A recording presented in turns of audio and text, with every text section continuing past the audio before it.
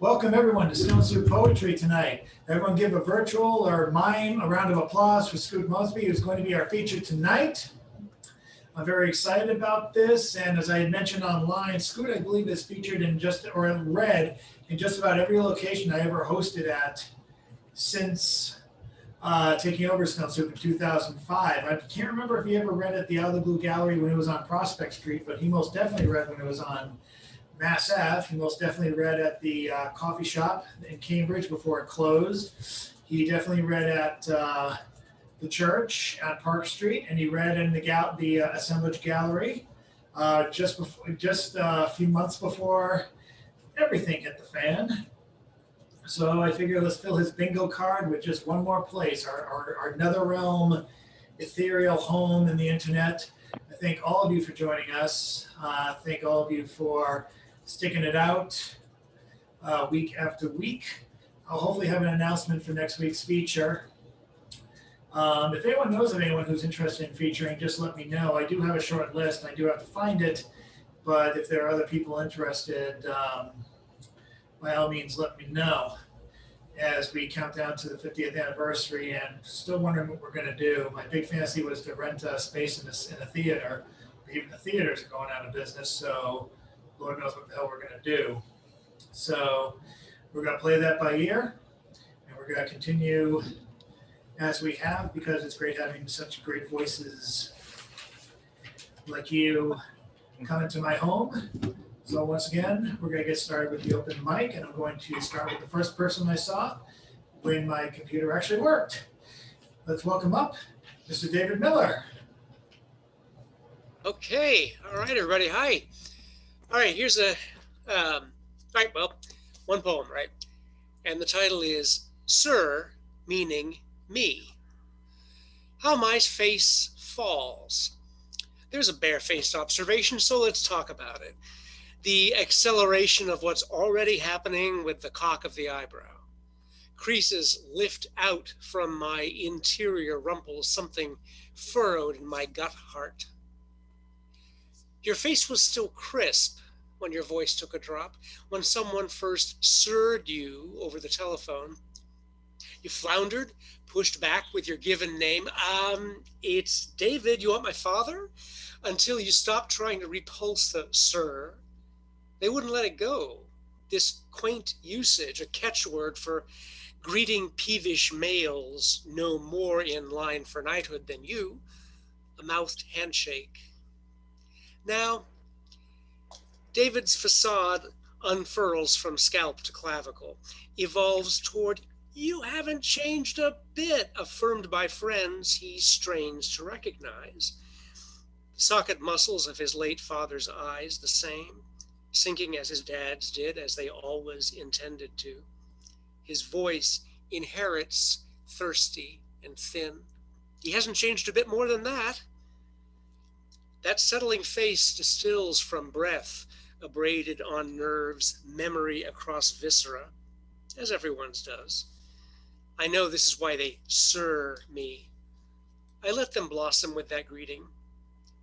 They too won't change a bit. That's it. Thank you. Thank you so much, David. Sadly, I only have one claim to royalty, that being my Uncle Bob. When he won a radio contest in the 50s, he was the Duke of Earl for one day at his school. So that's about it. But we're all equals here, at least until Skoot comes on. So let's keep on going on the open mic, and let's go to Jan Rowe.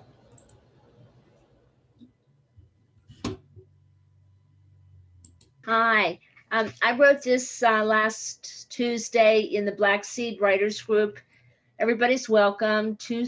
It's Tuesday, 9:30 to 11. Breakfast is served, socially distanced.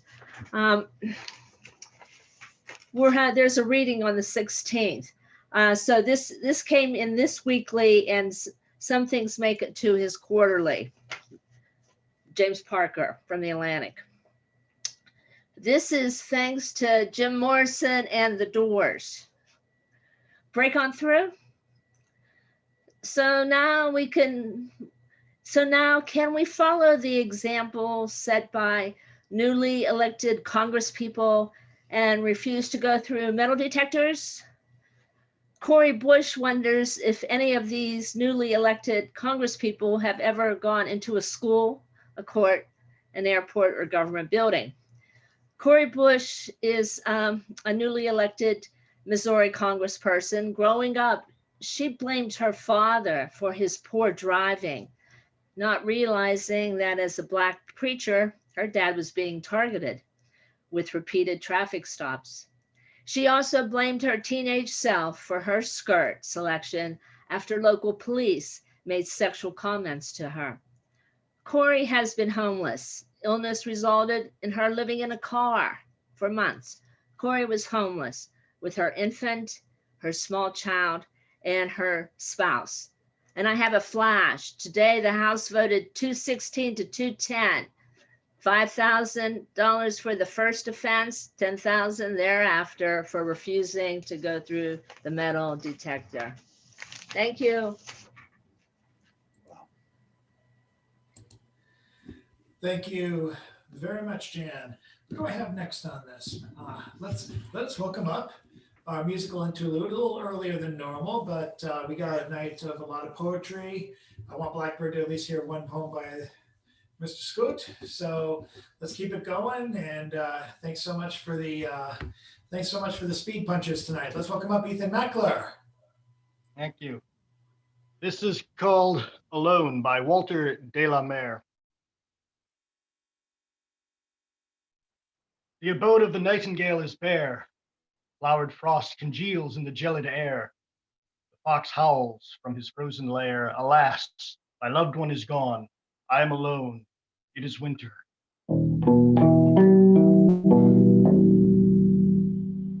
Once the pink cast a winey smell. The wild bee hung in the hyacinth bell. Light in the effulgence of beauty fell. Alas, my loved one is gone. I am alone. It is winter.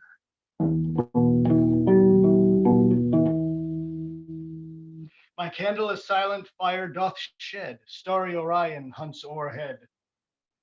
Come moth, come shadow, the world is dead. Alas, my loved one is gone. I am alone. It is winter.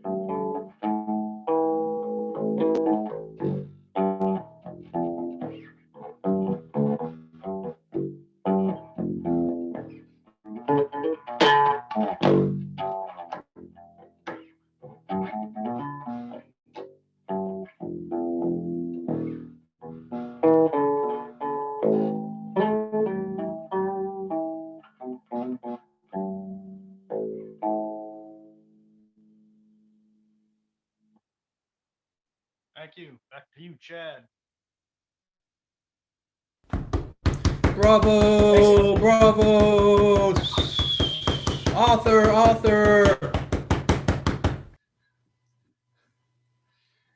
I don't know what was weirder, that stomp recital or the fact that I can't see Bill at all right now. You're totally like in under the shadow. That was just like a weird sound from nowhere. Excuse me, it was not my intention. I am not trying to be invisible. I'm trying to experience. Oh, there I am. There Hi. you are. Really, really sorry. I did not mean to interrupt your dialogue. So No, you're fine. I was just wondering where you were. I'm still downstairs. I'm Hey, still, I mean, you know how I am. I can be like that, you know. I'm still downstairs. I'll be downstairs for one more week of Stone Soup, and then hopefully next week I'll be able to bring it back upstairs.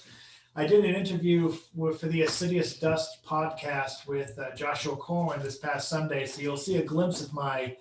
I did try a glimpse of my bookshelf because I needed books to do an impromptu poem with Joshua. I was able to do that during my COVID coma. Just all I can say for the second dose people is lots of water, lots of Motrin or ibuprofen, and get blankets. Get a hell of a lot of blankets. If you can get an electric blanket, I can sell you one now for $5,000. That's how Hey, much we don't have to worry about it for another 3 months or so, Chad, the way it's going in Massachusetts. I know, and that aggravates me. And after Monday, I almost envy the waiting. But I also read an article that I'm probably going to share on my Facebook that says how the reason why it's so bad is because it's when the second dose happens that your immune system actually finally kicks in after, from the first. It was interesting to read, so I'll probably share that as much as I can. But that's too much on this side. Let's get back to the poetry, and let's go back to Blackbird, who just started her video as if she knew she was next. Honestly, I did not know I was next, but it's like you're psychotic. I'm glad psychic. The energy came in. Was awesome. That's what it was. Yes, and I was listening to, paying attention. So. We welcome your voice again, and thanks for a wonderful feature last week. Thank you so much for having me. I really enjoyed myself. I really did. So. And just one more plug: those of you who missed it can go on to Oddball, can go onto my YouTube, look up my name on YouTube, the YouTube website, or just go on to Stone Soup Poetry's Facebook group, and you can hear the whole show all over again. Sweet. All right. I am me. I've come from a mighty long way to a place where I can finally call home, but it's only temporary. Because you see, I came from a life that was filled with thorns. Spent many days trying to water that seed that I wanted to grow to a beautiful flower and then to a garden like the Garden of Eden. But each time I water that seed, I see nothing but weed. I see my life as a little child struggling to make her mother happy. Makes herself be a good kid so that she can get a praise from her mother, but her mother is blind by the alcohol, blind by her own life. It's like she's living a life without me. I spent many years living alone, forced to hold everything inside, forced to grow up too quickly and feed for myself because my mom said, I will not always be there for you at the age of 9. But I got so tired of being left behind, I ran away.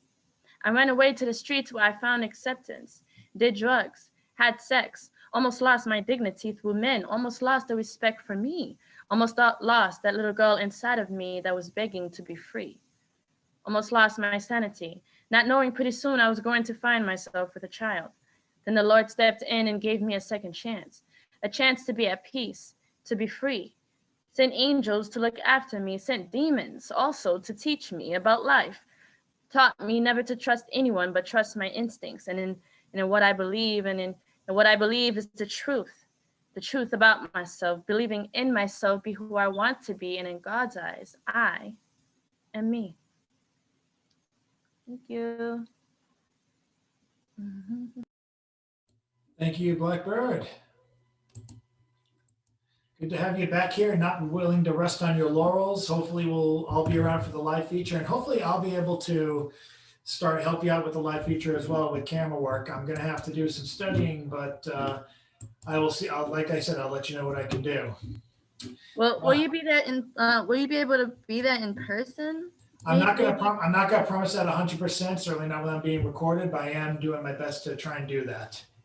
Okay, yeah, because I was able to because I created a Zoom link for the show on Friday, so I can share it with you. I don't know how we can do it, but we'll figure it out. You can make me a host. The only thing is just being able to film yes, it. I do need a host. Yes.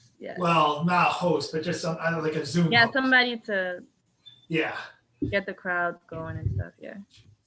Okay, but anyway, let us go to the next person on the mic. He has a wonderful photo on oddballmagazine.com for a poem from a Stephen Mead. And fun fact, it was one of the photos that he took when trying out for my book, The Collapsed Bookshelf. He did the cover photo, and the photo you'll see up on Oddball is one of the ones on the cutting room floor. I almost like it better than the final product, but they were all really good. So to be fair, it was tough to choose. But it's all daunting praise anyway, however you slice it on the man. we see right here about to start. Let's give it up for Mr. Edward Galt.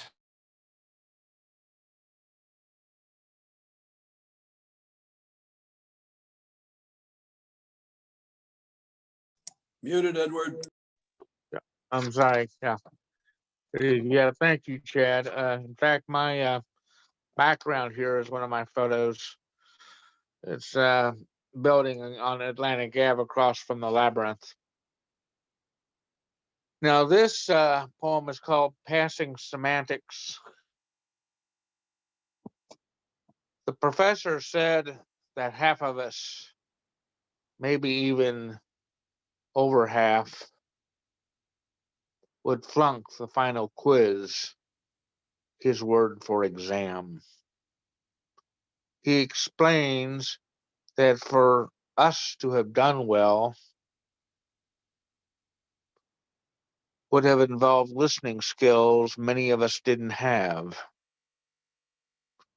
It also would have involved explaining skills that he didn't have.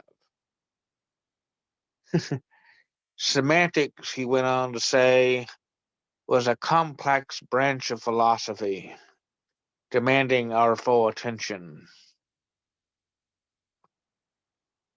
And ergo, our full attendance. So at 1:12 a.m., we were packed into the 24-hour room of the Levin Library, like a den of the ne'er-do-wells we were. When the Esperanto lady appeared before us, dressed all in white, looking like a banshee out of the Essential Skills Center, and said, "The road to the valley is the path to the mountain." I realized then that the road to passing semantics was the path to Zen. I would also need to find out what exactly my roommate baked into the brownies. Okay, thank you. Thank you, Ed. Curry College Esoterica. Yes. Yeah, you knew what the Levin Library was. And who do we have next up? Well, up next, we have a multiple Stone Soup feature, a multiple time fixture in the Boston Poetry Marathon that's generally every summer. And it's great to have her back again this week, as she's been here nearly every week since we started last May. Let me actually help the unmute tonight's next poet, and that'll be Carol Weston. Oh, well, You're up. thank you. Well, anyway, it was on Monday, and I was walking toward the snow, really very, very few flakes. But then when I came out of the drugstore, wow, there were many, many tiny, tiny flakes. And here's my poem to the snow that day. Snow, soft, continuous outpouring from between the legs of God. That's all.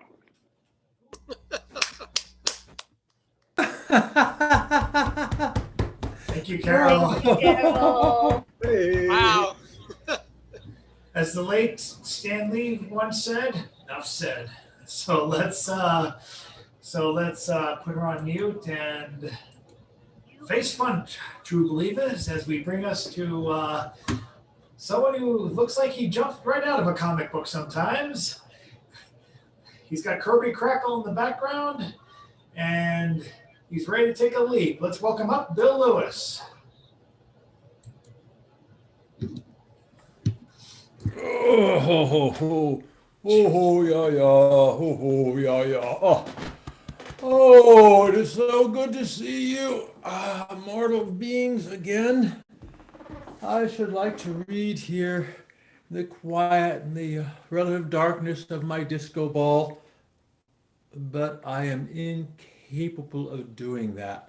So I will have to.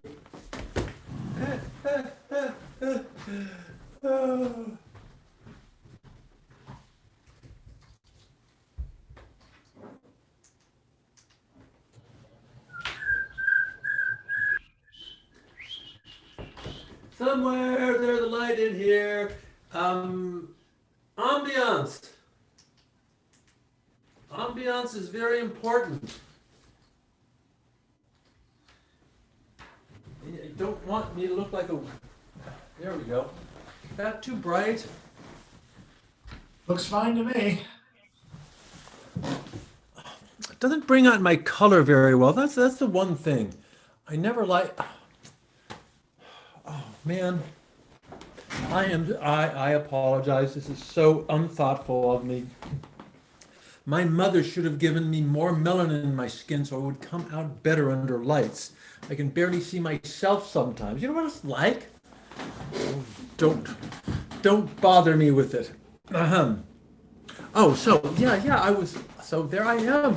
Today I just finished teaching a couple Bill, of you are classes. too funny. You're too funny. So I just finished teaching 2 high school classes for computer science today. I do that Wednesdays and Fridays.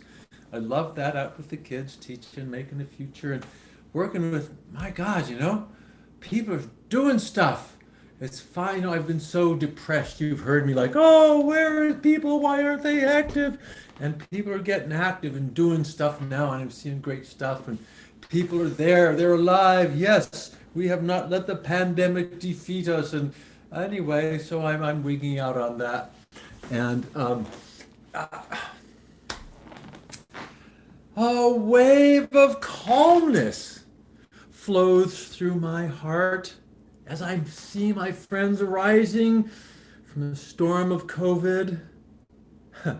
We sail our ship onward. Death came. He took our friends as they lay on ventilators, coughing and hacking.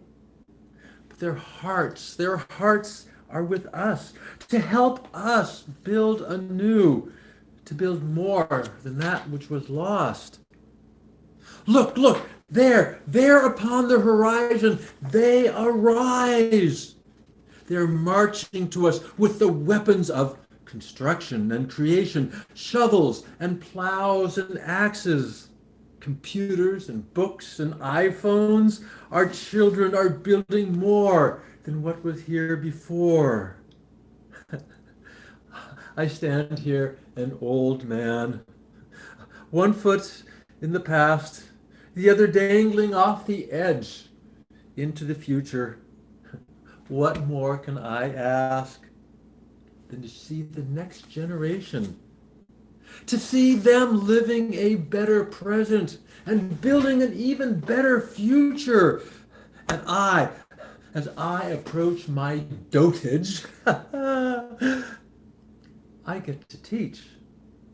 I get to help the leaders of tomorrow understand the realities of today, to point them to things that they need to understand, to build what they need to do.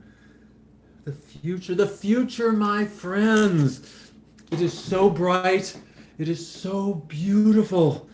And it's yours. It is all yours. Now is your time. Now is your opportunity. Go forth, my friends, and thrive! Thrive! Thrive!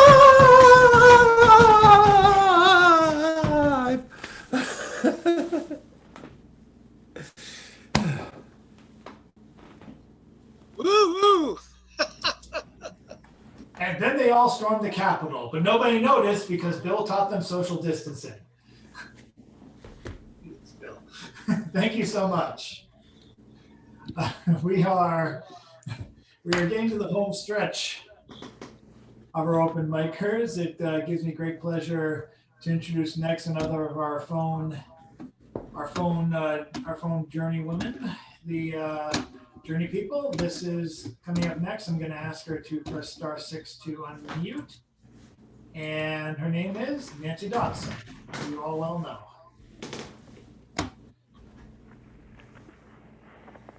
Joy. Joy means love. Riverbeds overflow with water. The sun sparkles with no melancholy. Pleasure stimulates joy.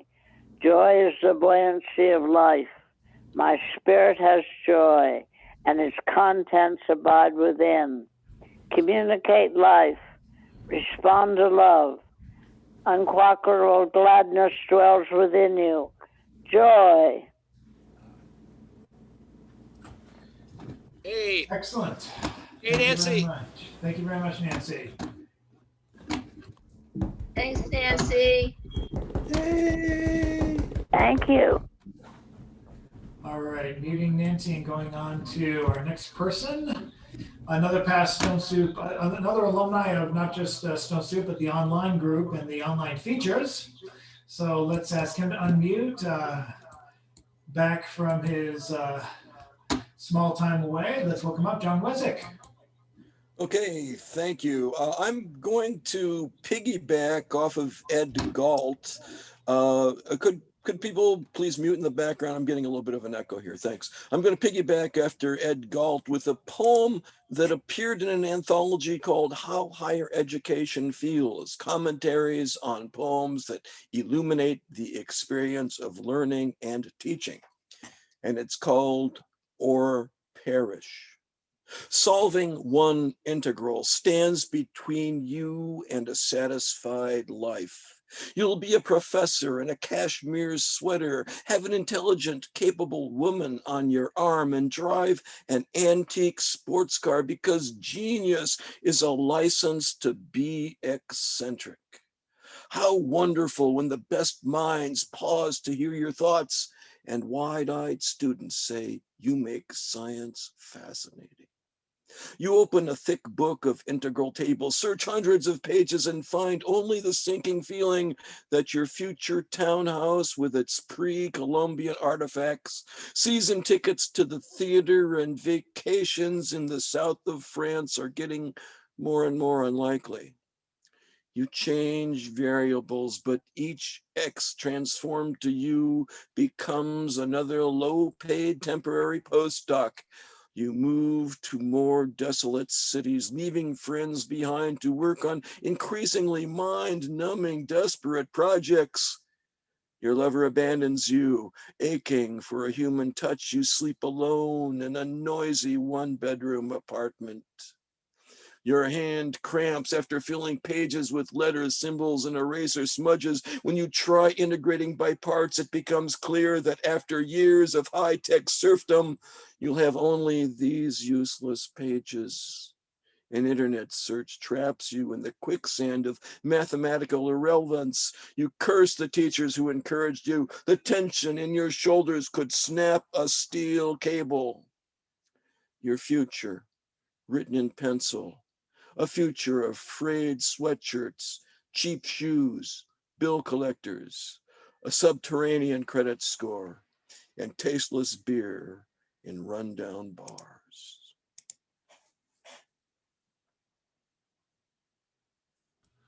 You know, I wish one of my guest speakers at my graduation had a speech like that.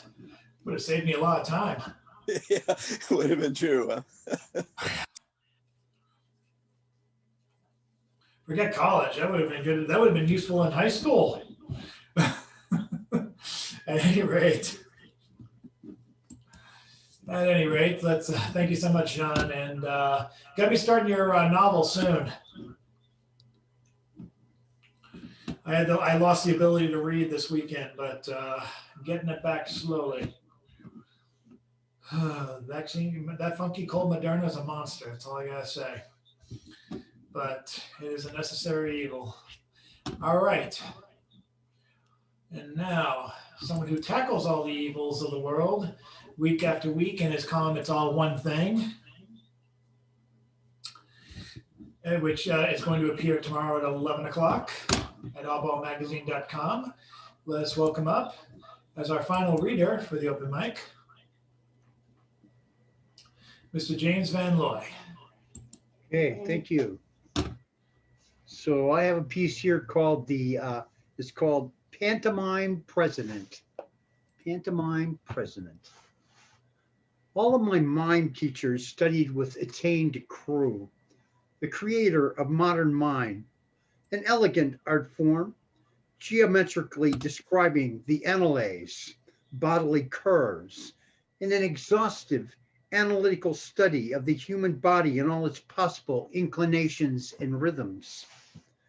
The great enemy of this system of individual elements was pantomime, that leftover street trick, going back to the perennial philosophy of indigenous peoples, cultures everywhere, the tripartite vision of this earth in its underground and heavens, the quest of above and below for meaning here, right here on this banal, everyday earthly plane. The 20th century brought us the total pinnacle of the language of the body in silent film, only to dissolve under the pressurized hose of sound, the spoken word, already a prophecy of the completion of the electric revolution, started, of course, by Boston native Benjamin Franklin in perhaps the first crash reject project ever in Philadelphia.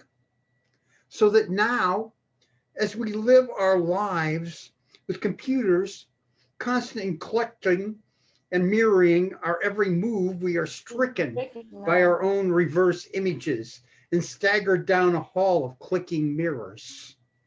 Good acting is equated with subtle facial tics, and mime is seen as the ultimate overacting. Fact is ever so much more compelling than fiction. No one would ever imagine the present world in its outrageous, mind-numbing actuality. If you're not afraid, you're not paying attention. No wonder some preferred a pantomime president, this huge gesture of hate and arrogance and lies to what a half century of political opportunism threw up on the economic shore of our legalized corruption. And let me sing a quick song. Smile, though your heart is aching. Smile, even though it's breaking. When there are clouds in the sky, you'll get by if you smile through your fears and sorrow. Smile, and maybe tomorrow you'll see the sun come shining through for you. Light up your face with gladness, hide every trace of sadness, although a tear may be ever so near.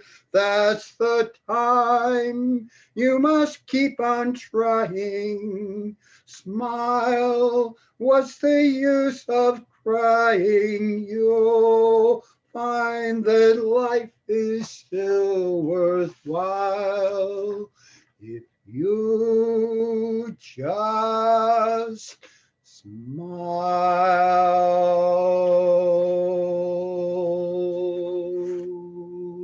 And of course, that tune was written by Charlie Chaplin.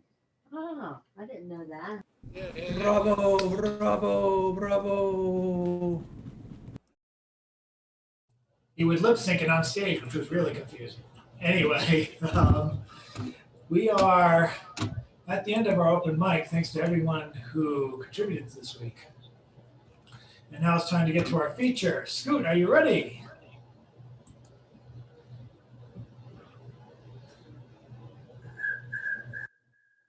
What's up? All right. We're getting ready to feature you. Is your video on? Yes, sir. Okay. For anyone watching out there, as we are live on Facebook or watching this on YouTube the next day after, we do this every week for the foreseeable future, going online from 7 to 9 every Wednesday. Stay tuned for mention of the next feature very soon. Up next, is the main event. We have poet, we have battle rapper, we have slam poet, Skoot Mosby, who is, as his boilerplate bio describes himself as a heavy-hitting poet. As the Poetry Club president and the face of Roxbury Community College, he has created many successful events such as No Filter, Man versus Police, and What That Mouth Do. He has taken the poetry world by storm with his freestyle abilities on the mic. He is featured at Rapping with the Writers, Comic-Con, Roxbury Rocks, Art is Life Itself, Hope Incorporated, Verbalization, Lizard Lounge, and Stone Soup, of course. In a major addition to his features, Skoot has been a three-time semi-finalist for the National Slam team. He's also served as a member of the Compassionate Poets and an assistant facilitator for Writers Without Margins. I never regretted a single time I have featured him. I haven't regretted anyone who I've ever featured in the past. Okay, Lee Lateef, but I pushed him. He didn't jump. I pushed a couple of times. But anyway, this is an amazing time to have him on again. He's completing his bingo card of places that he's featured at for Stone Soup. Ladies and gentlemen, welcome back in applause, 30 to 40 times virtually or pantomime, however you like. No judgment for Mr. Joseph Skoot Mosby. Yeah. Wow. Talk about introduction. So thank you again, Chad, for letting me do my thing. So I'm gonna just put this out here now. So I have been working a lot lately. And so in the art world of battle rap, I've added journalism stuff. I've added some like really talking to poets about, and rappers about what they do and how their process is with writing. And so I definitely want to. You've been very busy with the podcasting and the live streaming. That's a fact. On top of, just kind of moving out of my mom's house and doing all these different things. So like, I feel like for me, my goal is to do 4 features this year, like 4 solid features, because I know I've been out of the feature game for a long time, but I miss poetry so much. And so I'm glad that my second feature of the year is in February. Actually, it's funny. I got one in January, I got one in February. So, and this is awesome. So I'm gonna try to get started. We're gonna get started like right now. All right.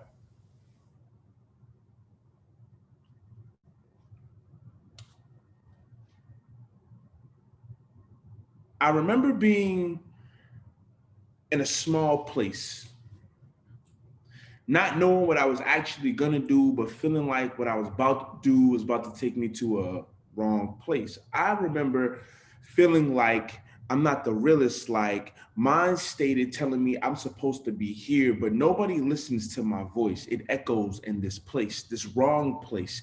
It just echoes. There's nowhere for me to go. I can't speak to nobody, no. So what am I supposed to do here?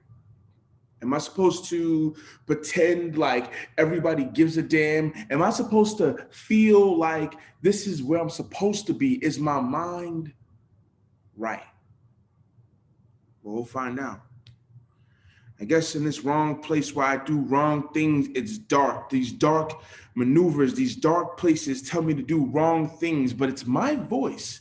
It's my voice telling me to be in this wrong place to do these dark things. It's my voice that helps me see the color red from my arm. It's my voice that tells these sharp pains to continue me. Not knowing where I'm gonna go here, I'm still trying to figure out where I belong. I don't know where I should go, but here is where I stay in this dark place, not understanding where I should be. The camera rolls in my mind. I start seeing things in different views. This viewpoint only sees one direction. I'm only speaking to one person. These echoes of my voice, still not realizing who I am. I start to feel myself change. It's not fair that I gotta feel myself change in this dark room, in this dark cave with the wrong place. I can still see the old ways of me deep down where I wasn't supposed to be. They say God will help you to find a brighter way, but my brighter ways is always in dark mind and deep space. This is what happens when you get over distracted. The world keeps telling you better than who you are, but you're not who you are without being in a better space. I guess in this wrong place, this better space that I should be in was never here. Why am I never here? My mind telling me to stay clear, but being clear ain't really what I'm good at. And seeing these dark places with that camera view and one person lens is always the same. It's always the same viewpoint, always mine, only in a way where my words can keep bouncing off. Why are my words so negative in this dark place? I don't think I'll ever get out of here. Not on my own anyway. Thank you. Yeah. So keep it going. I got a solid set. So we're gonna keep it rocking. I remember speaking to this kid. He about 7 years old. I was his mentor. I was supposed to be showing him the way out. I was supposed to be helping him climb the ladder of his way out. I was supposed to be there for him. I mean, as his mentor, you try to guide them, hope that they get somewhere with you. Your teachers treat them a little better. You become a little better because you taught them something. This wasn't what happened. See, little boy told me that he was going to kill himself, but I hear him correctly. All I heard was my own ego.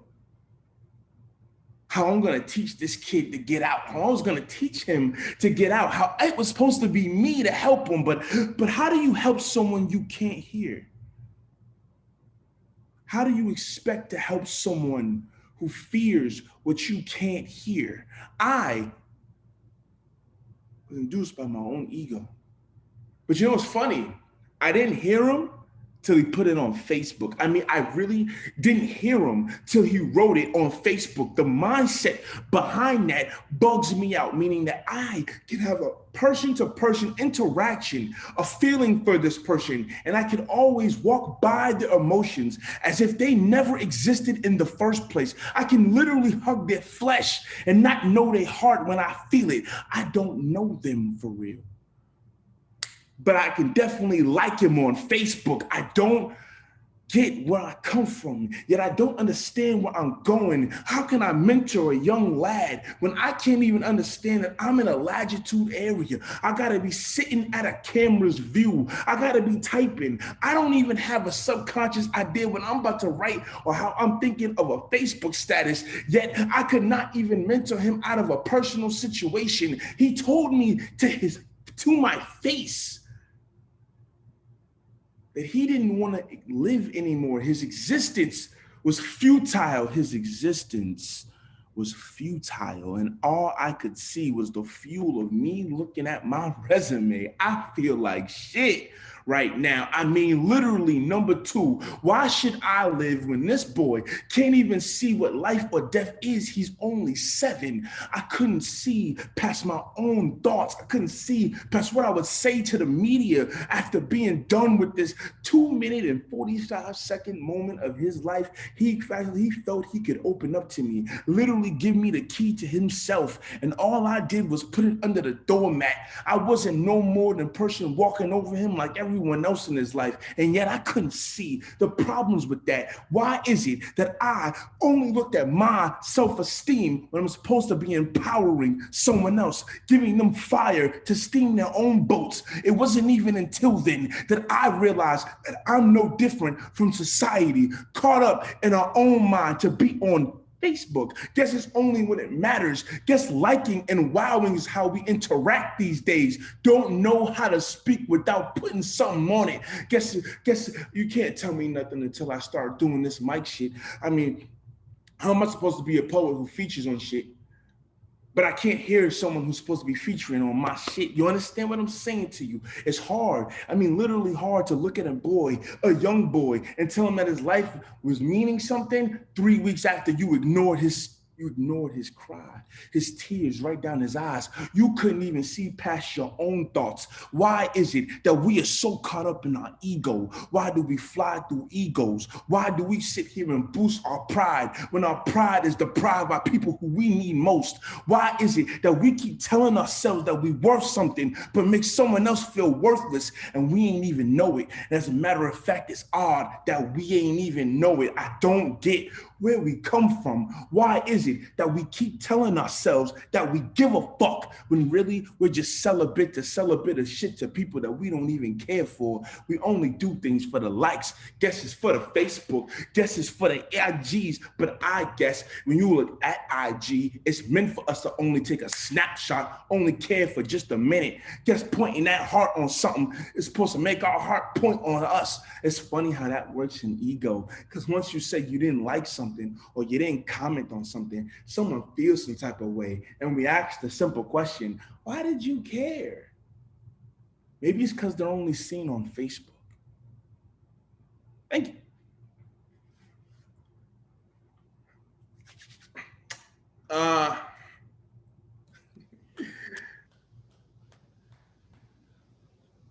This is why I stop. And I want to take a minute just to embrace myself. Skoot, you've come a long way from 2015. I mean, you've come a real long way from them old days where you couldn't put words together in a freestyle. Remember when they called you that? The freestyle poet laureate? You was killing it. Guess it was all in your mind. It was so easy for you to feel good about who you were because you was cooking. I mean, you was killing it. You've come a long way from being that one guy. I mean, now people ask you about asking you where poetry lies. You used to ask people where poetry lies. Now your face is plastered on poetry flyers. You've come a long way. I mean, you remember them days when you wasn't getting paid? You remember when you was going through all these types of ways? Man, Skoot, you come a long way. You should appreciate yourself. But guess what happens when you go home? You turn to Joseph, and Joseph doesn't know who he is. So although you hear you've come a long way, did you really come far at all? Do you know who you are? I mean, without this pen pad and the mind state that you have, are you even worth looking at? When's the last time you cared about someone else but yourself, Joe? I guess the cup of Joe for you is having everybody's energy loving you. It's so easy, isn't it? To have everybody loving you. But remember them days, Joe, when nobody knew your name?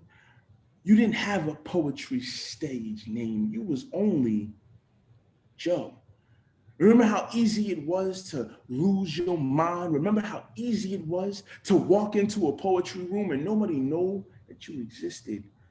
Do you remember what it felt like when you was the one out, when in them slam rooms, they was coming at you. You was the one they was about to shoot in the mouth. You was young buck.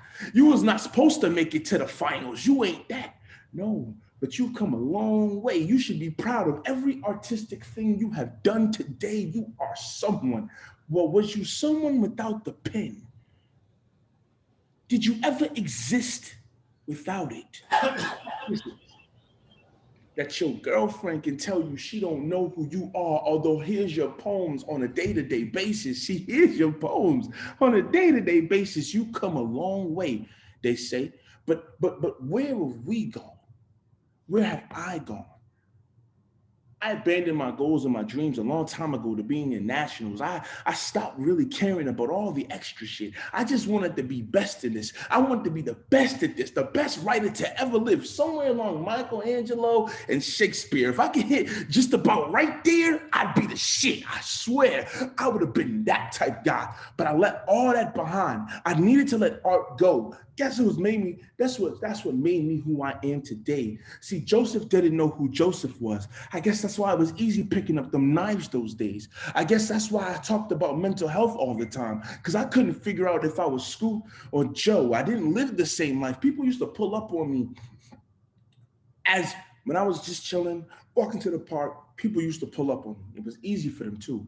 I mean, they would say, hey, how you doing, Skoot? As if they knew me deep inside too. They said, yo, your poetry really connected. But did they really connect to you? Were you the person they was connecting to? Did you put everything you had in that poem? Nah. Because after a while, poetry just became one of those things you did, not that thing that you loved. It was that thing you did. It was just one of those things that got you bread in your pocket. But remember when you loved this? You come a long way, and I've lost a lot along the way. Like my love for this, like my love for slam, my love, because all I see is the toxic relationships I built. Why is it that I can't keep a constant relationship with these poets? See, poets become business, and business becomes money. I don't always want to go to work every day, but I didn't know how to be Joseph. So I wanted the cheers. I needed the snaps. It kept me going. It was my addiction. Well, right after the weed addiction that I had to be high, had to keep a high, had to maintain a high, and to be the main event and have your name on flyers plasterized, that was what made me drive. That was the frame of mind. Guess if I paint the picture, it got ugly over time. I didn't understand where I was going. I just knew where I should have been. And that's the problem with most of us this time. This time of days, you start sitting back wondering how sick you are through a coronavirus era. And you wonder if being everything you said you would be worth it. But is it worth it in an empty room that echoes and nobody's around you? Is it worth it? When you take all that poetry away from yourself and all the pens and papers around you, did you deserve it? Or was it because of who you knew? Are you cool with coming a long way and forgetting you? I know I wasn't. Thank you. All right, so because we are, I don't know, Chad, are we pressed for time? What's the time looking like? I know you said. I can't even hear you. Muted yourself. I wanted to have Blackbird hear you, so that was the only thing I was pressed for time for. But you got all the time you want right now. All right, cool. So I'm still here. I was able to figure it out. So, Yay! Sweet. So, all right, we're gonna get back into it then.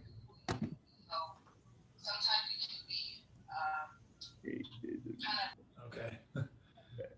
So,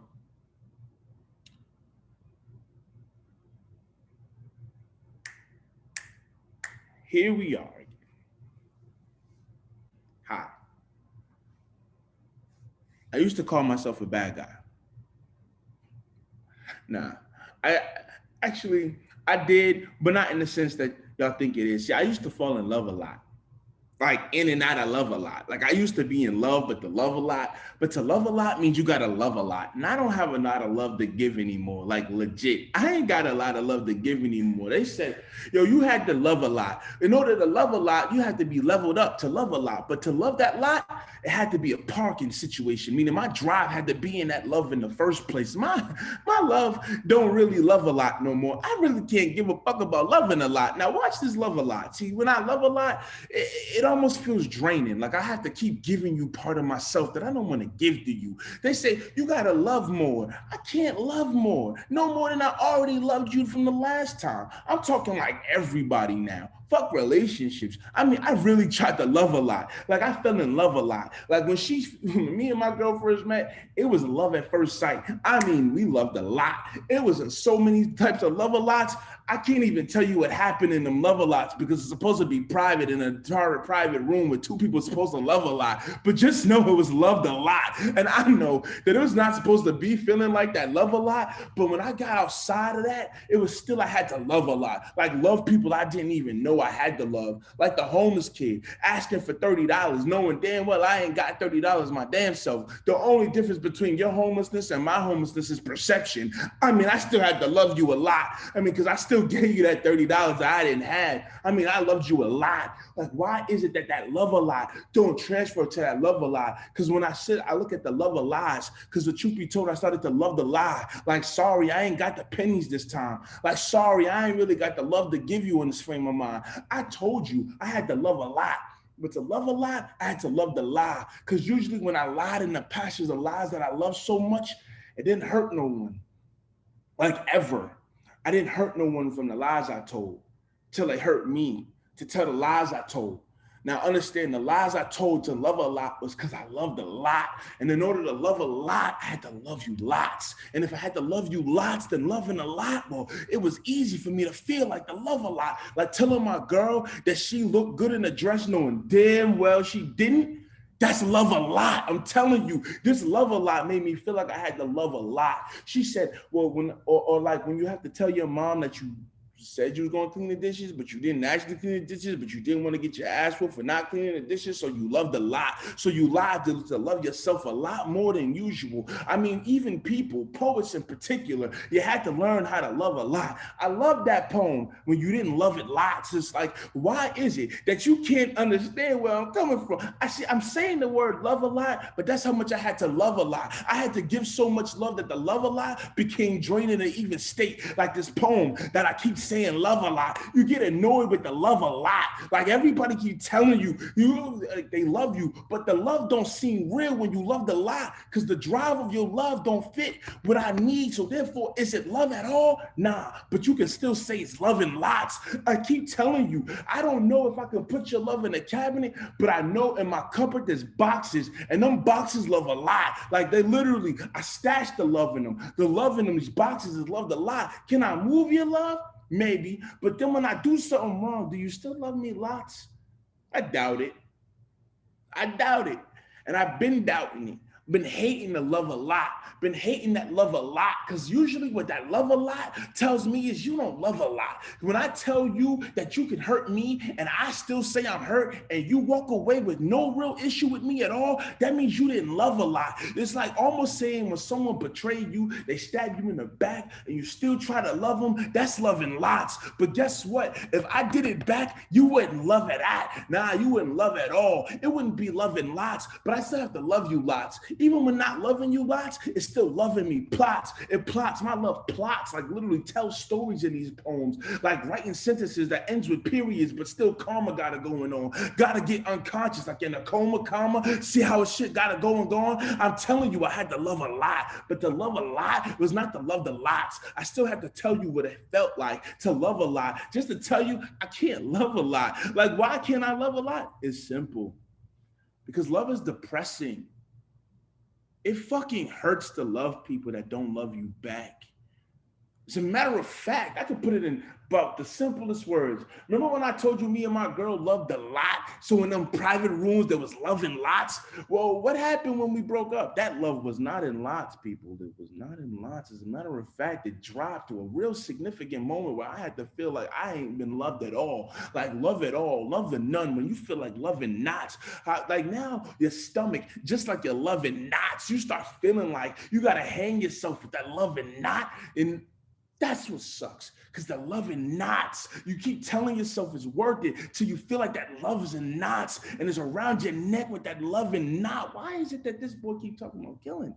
What the hell he going on with his life? He got to be feeling to hit the glass ceiling. Where was he going? Well, that's the love in lot, like life, love, and pasture. Why is it that I still couldn't find the love in lots? I still tried to go to my family, but that love didn't come in boxes. It came in boxes where they moved it based upon what I did a lot in this world. So I had to love poetry a lot. Remember the last poem when I told you that in that I had to put down the pen to find Joseph, not Skoot? That's because I had to love me in lots. Had to get rid of it all. Had to get back to the psychological mind where my mind couldn't be in not. I couldn't tell yourself how many times I told myself not, because that negative of love, well, that's because I had the love in lots. That love in lot, that love in plot, where the love in stops, where the sentences stop. Well, that's really just based on that's just based on the situation where people can understand what they facing. They mind telling that they're racing because at the end of the day, they started chasing dreams. Like these dreams that you love in lots still get crushed, literally crushed like a can. That's like honest, like a juggernaut. I don't want to feel like I'm not feeling this way, but when I feel this way, god damn, there's no love at all. When you can clap for something that I can't love at all. That's like I can't clap for something I don't love at all. I don't even want to clap for nothing I don't love at all. Positivity is really something I want to love in lots till it's not being positive with you. So you seeing everybody grow, but you still right where you at that first two. I can't love in lots. I can't love in lots not without loving myself first. So loving myself has to come in plots, which means it has to come in stories, these tellings, the periods where stomach stops. But I have to stop loving with a stomach knot. No more love in the bedroom, nah. But I can tell you that I still love it not. Me and my hand were perfectly fine, and I love it lots. As long as I can love the love will always love me back. Or not, maybe. But just know that long story short, I found a way to love myself. I found a way to love myself. And I love it lots. So in that not a lots of loving not, I'm telling you, this is where I gotta be. This is where I stand. I mean, truth be told, what is love if I don't extend my hand? What is love if you don't extend it back? In truth, I don't understand what the fact is about this poem. I just know that I can't love the way I used to. Thank you. Oh, no. Nicely done. You see, look, I've been working on this pen thing, right? Because everybody knows me as the freestyle poet. So a lot of these have been written. Like, I'm surprised my memory is on point today because normally it's not.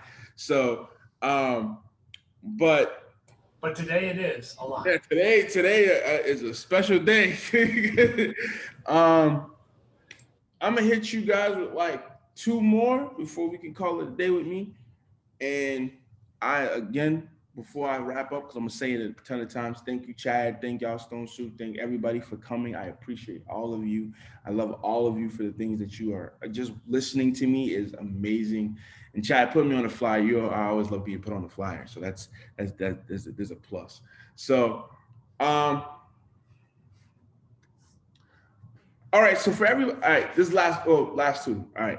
For everyone who knows me, I hate college. I hated college. I hate college, particularly that Sally Mae. I don't know what's her problem. Like teachers and Sally Mae get on my nerves. Like, why is it that I gotta pay for a book that got what, 1 million pages in it that the teacher actually wrote that's gonna make money off the book? Wait a minute, you ain't gonna make me read 3 pages of this? Sally Mae, can I get my money back? I mean, geez, why is it that I gotta keep paying for this? Like, you don't get it? I know I don't get it. Like, wait. I'm about to pass a class that I never really understood going into it. Oh, guess it's about rapper snacks in the library. Nah, I'm only really taking this class because that girl over there, Sally Mae, she gives me some justice. Because if I didn't get in this dorm room, I'm telling you, it'd have been different. Ma told me that the degree mattered. I'm sitting here wondering what degree matters is how hot she is. I'm just trying to figure out why me and Sally Mae ain't getting along. Sally Mae taking money that ain't hers. Why do I gotta eat on Roman noodles when I know damn well she's eating at a 5-star steakhouse right now with my money? This is not fair. Can someone tell Sally Mae to take these classes? Because at least with Sally, she needs to learn something too, like how to be a lot more generous. Is there a class on generosity? There should be a class on generosity. I feel like Sally Mae and I ain't never gonna get along. Nah, then she had the nerve to say she took an interest in me while paying me interest for her interest. How dare she even think that I want to be paying for interest? No, you didn't have to pay me for my interest. I could have did this on my own. I mean, really, Google is a class of its own. I can really look up anything, and as long as I can understand it and probably call someone on the phone, me and Sally Mae, look, I'm just saying, me and Sally Mae really don't get along. I'm getting real ticked off with Sally Mae in particular of this year.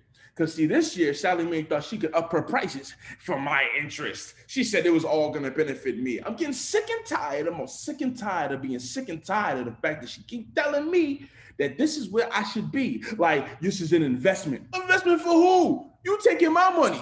I ain't seen the investment yet. As a matter of fact, they didn't even tell me about the extra debt. Like literally, I mean, she said it was interest in my interest and she was paying me interest, but I thought that interest was going to be in my interest, but nah, I guess not. See, this is what makes me upset. See, I come out of school, they said the degree's supposed to matter, but then they put me on 6-month trial probations all the time. Like, am I ever actually going to see the career I wanted to be in? I mean, shit, I've been busting my ass for these last 4 years. Why is it that I still got to keep working to learn something that I already learned? I'm not even good enough for the work field. The work class keep telling me I'm not better than the work class because I went to school. But then they tell me to go to school to get into the work class that doesn't accept me anyway.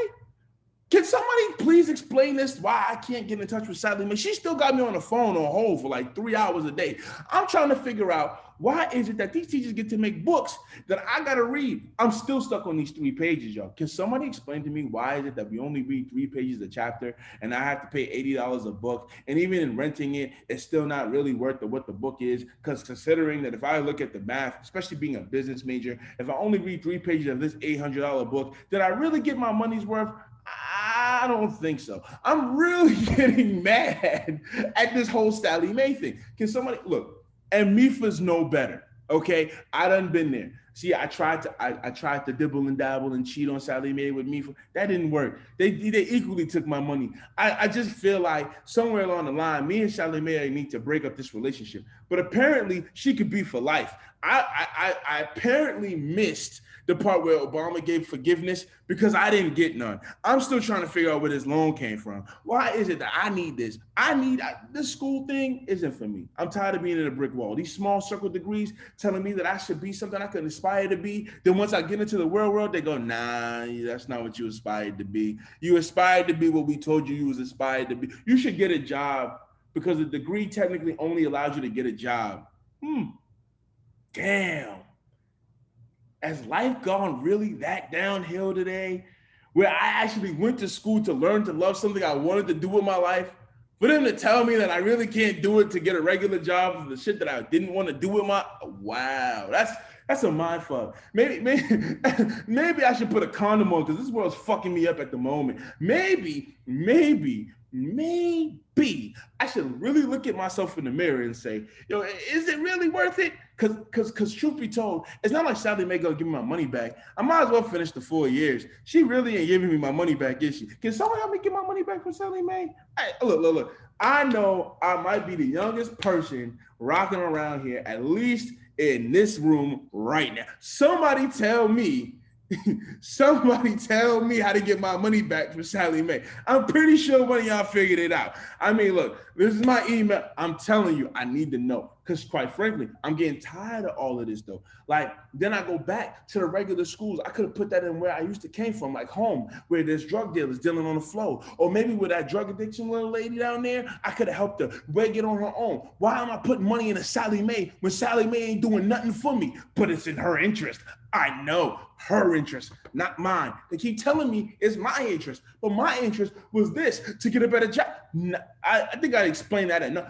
Am I allowed to say Sally Mae is a female dog that's been barking up the wrong trees for the longest time?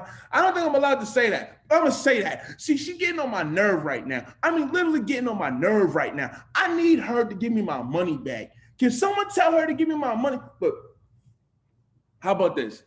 Everybody in here who still got a Sally Mae account, let's all just take a receipt and just ask for a return. Maybe if we all do it at the same time, she'll say yes. Hopefully. Maybe? I mean, are we all with this? Because if we're with this, then I'm with this. Thank you.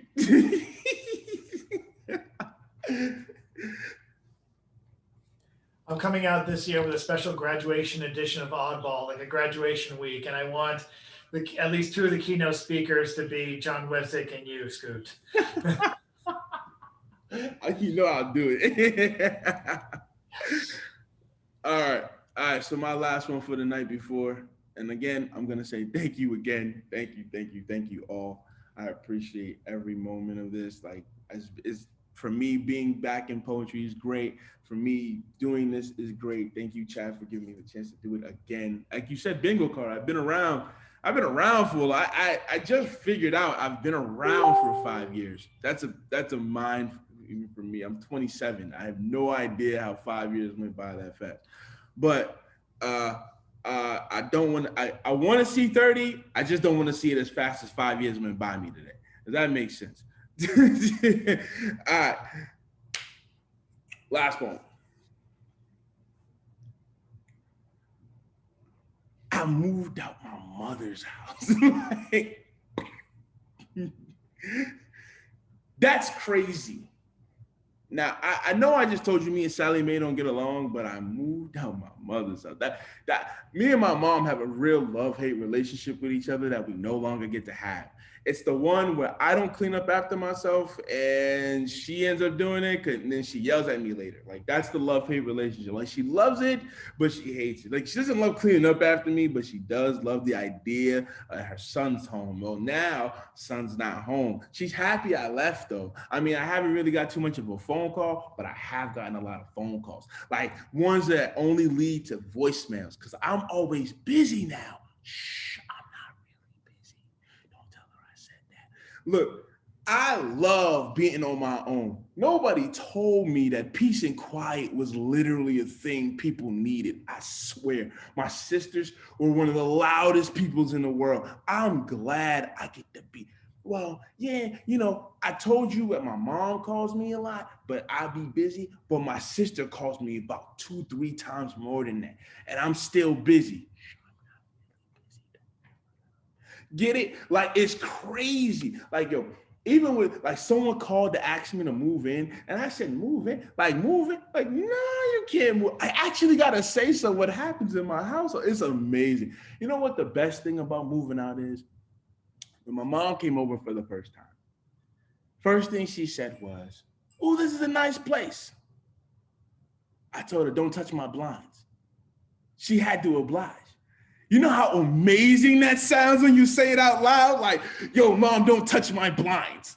It just doesn't even, it doesn't register until you say it to yourself, and your mom's looking at you like, blinds, like you can't sit on that couch. Don't drink that cup. Look, it's my house, my way. Take your shoes off. It's amazing when you say it, but you don't even know why you're saying it. At this point, you're just saying it to say it. Now, I told you, me and my mom have a real love-hate relationship. I think it's about to start a new one where I get to say, I'm going home. And it don't mean her house, like that one, like that's a great feeling. I have never thought I could feel this way about anything, like really loving being alone. But it's interesting because being alone has a double-edged sword to it. Like, no one's yelling at you for washing the dish in the sink. Or you know, sweeping the floor. Man, I never thought I'd see so much dust on my own floor. I hate seeing it personally, but damn. You know, it's a bittersweet moment when you realize your mom is making sense. Because now you actually have to go home and go, damn, there's bills here. Like, I actually have to turn off the lights. I can't stand light bills. Why did nobody tell me that the light bill was so high? Did you know that they charge you for service? Then actual energy? What the fuck? Aren't you an energy company? That means that technically you're always paying me for the service. Well, I don't want to look, no one told me that gas had to be this high. I mean, it's the middle of winter. Why do I got to decide when I turn it on? And I got to decide a temperature to set it on. Because I'm getting real tired of this up-down thing. Like 90's too high, but 64 is way too. I feel like I'm getting old.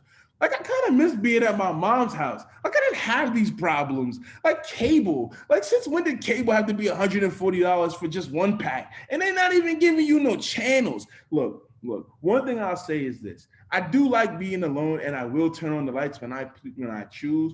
Truth be told, I flickered the lights on and off like 15 million times when I first got here, just to see if my mom would say something like she used to do when I was a kid, but then realizing she wasn't even there. Now watch this. I don't even turn lights on. Now I damn near keep these things off shit, I might have to turn them off right after this thing because I'm not trying to spend too much energy on this. Like, you know how they say self-energy? No wonder why every adult I know is so goddamn tired all the goddamn time. Yo, you doing is looking at the light bill. Yo, I pray I do not have kids because I might have to wring their neck the next time I see a PlayStation left on. I can't do this. I mean, I really can't. Can someone reverse time for me just a little bit? I mean, I only want to go back to when I was 16. When my mom really didn't care too much about what I was doing. I was in high school, and the only thing I had to worry about was girls. Because now, me, Sally Mae, this energy bill, I can't with none of them. They all getting on my nerve, like every single one of them. I'm like, yo, I don't even want to add the girl rent. Okay, she's not fun. Okay, like I don't know why nobody told me these things existed. I mean, they told me, but I had a moment with bills like everybody has with sexual diseases. Like it won't happen to me till it happens to you. I didn't really think this would happen to me till it happened to me. Now I'm like, yo, turn my water off. Like sewerage is way too expensive. I'd rather drink from the sewer itself if I have to pay for it. This is ridiculous. Why is it that this is so ridiculous? Like, look, Sally may need to give me my money back for 2 more reasons other than the poem I stated last time. Yo, I need to keep this stuff on.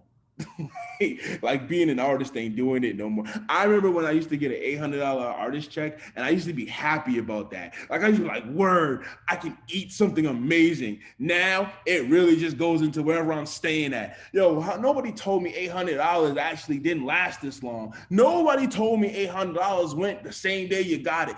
Yo, can we just kill taxes? Like, is that a thing? Like I make more in the after before taxes than after. I didn't start caring about this. I'm really starting to feel old now. I really didn't care about this stuff prior. I'm really starting to feel old now. Like, am I getting gray in my beard? I swear I might be. Look, just somebody help me out with these bills, because these bills fucking suck. Like all of them. Every single one of them. Look, can we just like create a system where everybody lives in a bubble and that bubble is free? Now, if you want stuff like iPads and things like that, like that's gonna cost you money, so you work for those things. But really, we all just get a bubble that's free. I'd live in that bubble for life. For life. All right, I'm done. Yo, man.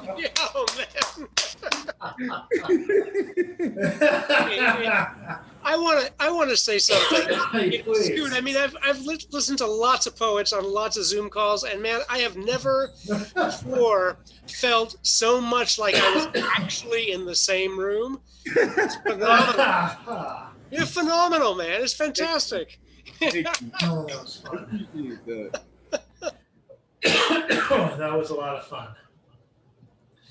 Absolutely wonderful. Great job. Woo-hoo. I've never had this much fun choking on my own air. This is momentous. I'm speaking as a former asthmatic. Oh my word. Yeah, I'm trying my hand at the comedy. You know what I mean? Like comedy poems. I really haven't done those in a while, but that's a hell of a lot of fun. Thank you very much, Skoot. And that was, I think that we felt that was nothing short of phenomenal. On the subject of money, which I think may have come up once or twice in the set, if Skoot wants to put down his PayPal or his Venmo, and we want to send him some money his way, I encourage him to do so, and I encourage the rest of you to do so. And I will post it tomorrow at some point. I'm trying to figure out the exact good timing to post the money thing. Oh, so you can see it now if you guys have your phones ready. Is that PayPal or is that Venmo? Well, that's Cash App. Oh, Cash App. Do you have a PayPal? Actually, I have one. I have a Venmo too, actually. Yeah, I personally use Venmo. Because Yeah. we have it set up through my girlfriend and our mortgage and such. So I'll take the PayPal address. That'd be great. Oh, well, all right. You know what? I'll send it. Let's do this. I'll send you my PayPal email account. That way. there we go. Makes sense. Great. And that way, if you guys can show some appreciation, a little, a lot, I do appreciate it. I express that also to the people who are listening on Facebook, and we do have some listeners on Facebook. You'll see some comments afterwards once the video is done. Tony B's watching, a bunch of people are watching, so I'm very glad that this is able to work out for us. I encourage everyone to come back next week. Hopefully, I'm asking a lot of people on the fly because I've had a lot of stuff to do on the fly that have gotten in the way.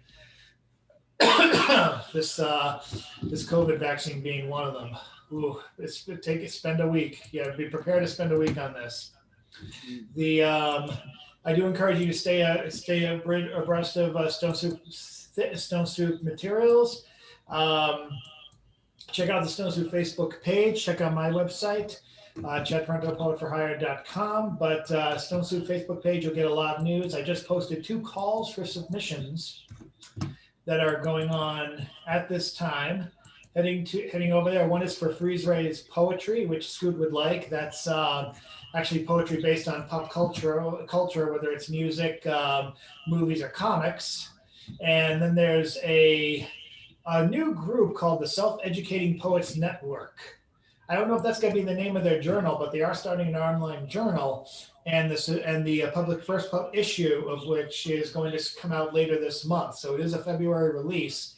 And if you click on both of those links, one's to a submittable drive, a submittable page where you have to have a submittable account. But the Self-Educating Poets Network, or SEPN or SPIN, has an email address which you can visit on their website. And I'm hopefully going to get a few more. And of course, Oddball is still accepting COVID-19 pandemic-related works. We're going to hopefully ask for more works on more themes as the year progresses. We'll have more on that. Don't forget to look for the YouTube video tomorrow. And I should put this to the gallery view now because now I can breathe. I realize it's been on, I've been focusing on Skoot and he needs a break. But keep on checking out for more news. I have more announcements and more people I want to do. The whole idea is scheduling. So I will let you all know. And with that, I've had a heck of a long day, but this was the icing on the shit cake that made the shit cake taste good as far as my day went. So, so I do appreciate that. I know it's a weird mixed metaphor, but take it as a compliment. And Skoot, this is my favorite feature of yours. So I appreciate it. That was fantastic. Next year, wherever we end up next, you're gonna put the free space of the bingo card. Yeah, you already know. Again, thanks to everyone, and stay tuned for more news. And now it's time to do if you're on video, do the obligatory wave as we say goodbye to everyone. Do the wave, and then when the time is ripe, then stop. Okay, that makes it easier to do a screen capture. Thank you guys very much tonight. This was fantastic. Blackbird says goodbye and thank you. Everyone else is signing away from the page. And you can probably check out this page on this video on Facebook. It'll be formally more shareable on YouTube. Appreciate all you guys listening, all you guys contributing. The more is yet to come. I don't know if it's going to be the best or whatnot, but the more is certainly to come. I'm not stopping this. Thank you all very much. The show's over. Thanks a lot. See you next time. Bye. Good job. You rock, Chad. Ooh, bravo.